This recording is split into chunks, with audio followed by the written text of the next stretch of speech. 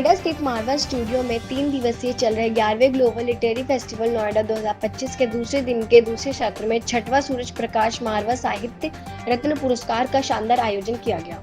दीप प्रज्वल और गणेश वंदना के साथ कार्यक्रम की शुरुआत हुई। इसी दौरान doctor Sandeep Marwah, festival president and chancellors, AAFT university of media and arts, कालेटोनुन्स एवेंजर्स of Timor Leste, Poonam Rai प्रसिद्ध लेखिका, Amitabh Srivastava media consultant, doctor Upendra Nath Raina प्रसिद्ध लेखक, डॉक्टर संजीव पाटे जोशी आईपीएस एंड लेखक, सुशील भारती फेस्टिवल डायरेक्टर सहित कई गणमान्य लोग उपस्थित रहे।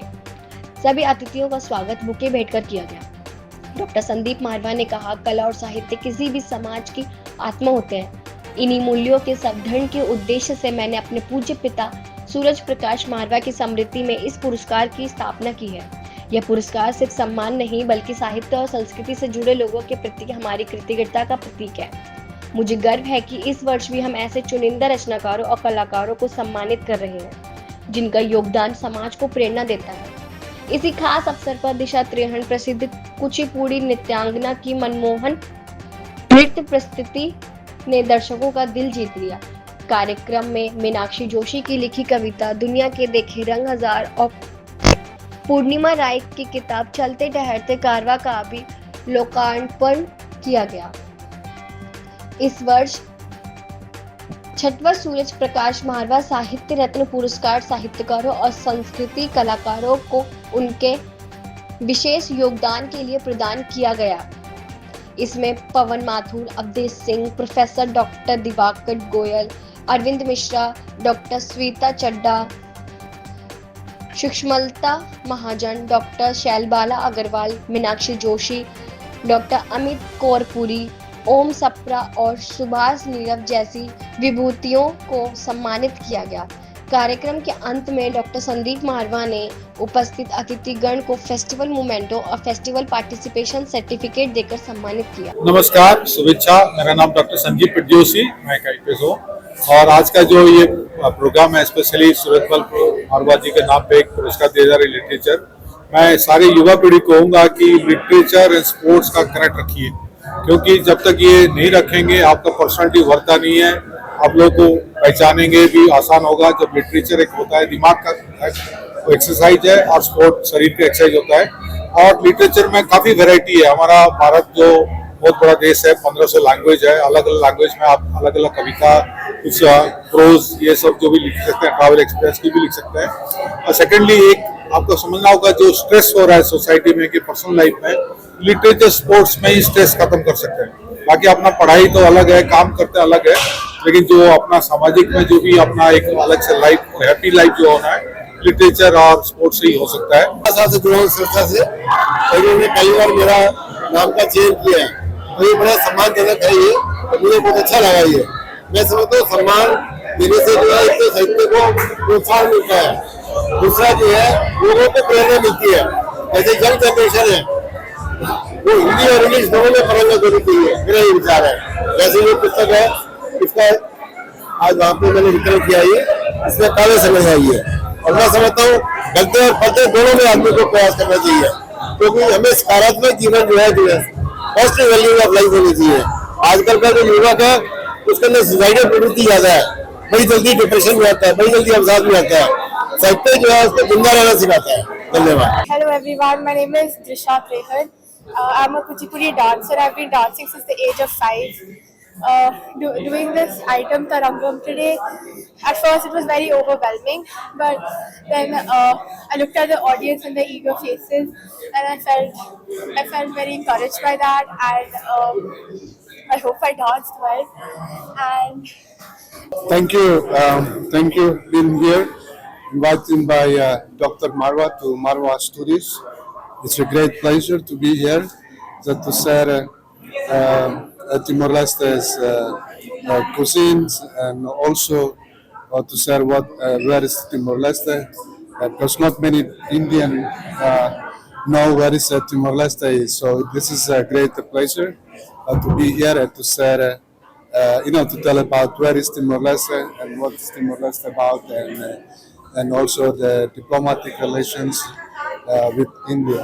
So I'm happy to be here. So thank you so much for Dr. Marwa inviting me here for his generosity and also for his hospitality bring me here. So thank you. मैंने हमेशा जिंदगी में ये माना है कि अगर धरती पे कोई परमात्मा है तो वो आपके माता और पिता है, और अगर आप अपने माँ और बाप की बात सुन लेते हैं तो मुझे लगता है कि आपने परमात्मा की बात सुन ली है।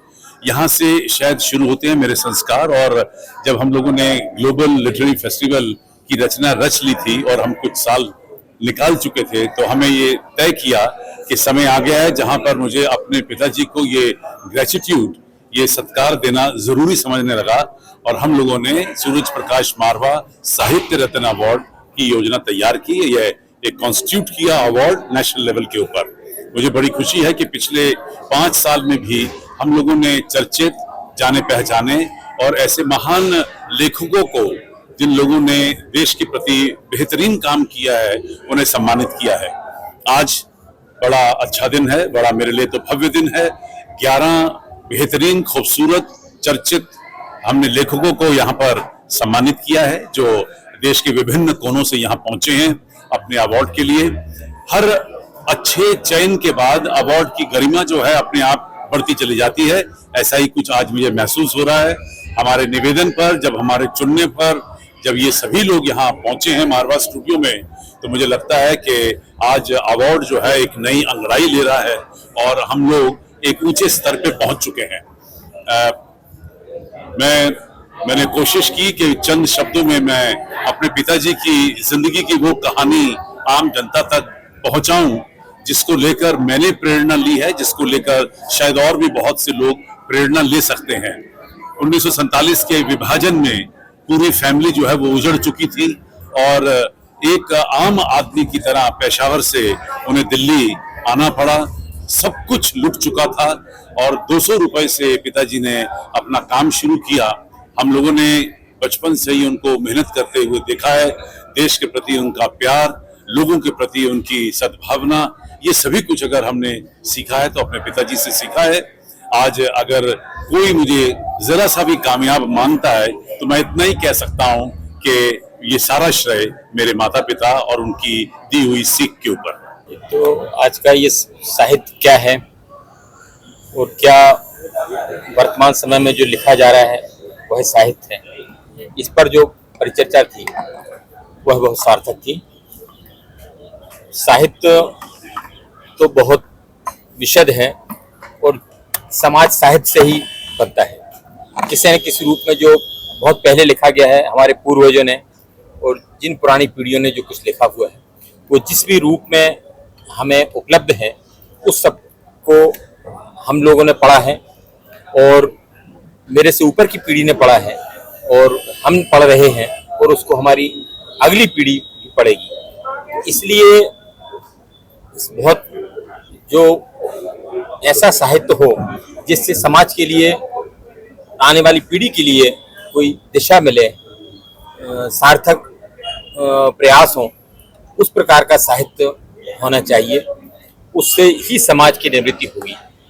वर्तमान में युवा पीढ़ी के लिए बहुत आवश्यकता है, क्योंकि हमारा एक 50 साल का जो समय रहा उसमें हमने पाश्चात्य संस्कृति को ही ग्रहण किया और जो मुगल कालीन शासन रहा उस 800 वर्ष के मुगल कालीन शासन में जो चीजें घटित हुई उसको लेकर के ही उसी को उसका महिमा मंडन रहा। सबसे पहले तो मैं संदीप मारवा जी का बहुत बहुत आभार करना चाहूँगी और उसके बाद मैं ये कहना चाहूँगी कि मुझे बहुत सारे अवार्ड मिले हैं नेशनल लेवल पर, इंटरनेशनल लेवल पर, लेकिन ये सम्मान जो संदीप मारवा जी ने अपने पिता के लिए दिया है, मैं सभी को ये कहना चाहती हूँ कि अगर आप लोग, कोई भी युवा बच्चे अगर अपने माता पिता का कहना मानेंगे तो वो जो भी चाहेंगे इस दुनिया में उनको वो सब मिलेगा। हम लोग अगर अपने माता पिता के कहने में रहते हैं, बाहर के लोग आपको बहुत बाद में मदद करेंगे, बाद में कुछ सिखाएंगे, लेकिन आप सब लोग गुरुओं का कहना माने, खूब पढ़ाई करें, लेकिन अपने पिता का, माँ का खूब सम्मान करें। मुझे लगता है कि संदीप मारवा जी का जो इतना बड़ा कारोबार आप सबके साथ शुरू हुआ है, ये पिताजी का संस्कार है और उनसे सीखी हुई बातें हैं। हम अपने पिता से बहुत सीखते हैं, मैंने भी सीखा। मैंने अभी कहा भी है कि मेरे पिता अक्सर कहा करते थे कि कभी किसी को भीख नहीं देनी चाहिए। बेटे मैंने कम से कम 15 देशों के साहित्यिक संगोष्ठियाँ अटेंड की हैं और इतने सारे 350 से अधिक देश में संगोष्ठियाँ, लेकिन हर संगोष्ठी की व्यवस्था, संचालन और दर्शक और श्रोताओं का प्रभाव मैंने यहाँ पर अद्भुत देखा। और अद्भुत इसलिए, अनुपम इसलिए लगा कि एक निष्पक्ष, संतुलित और बिल्कुल पारदर्शिता जिसको बोलते, ट्रांसपेरेंटी जो है कार्यक्रम की, वो मुझे प्रभावित कर गई। खास करके जो आयोजक हैं डॉक्टर संदीप मारवा जी, डॉक्टर सुशील भारती जी, पूरी जूरी टीम जिन्होंने इस पुस्तक को चुना सम्मान के लिए।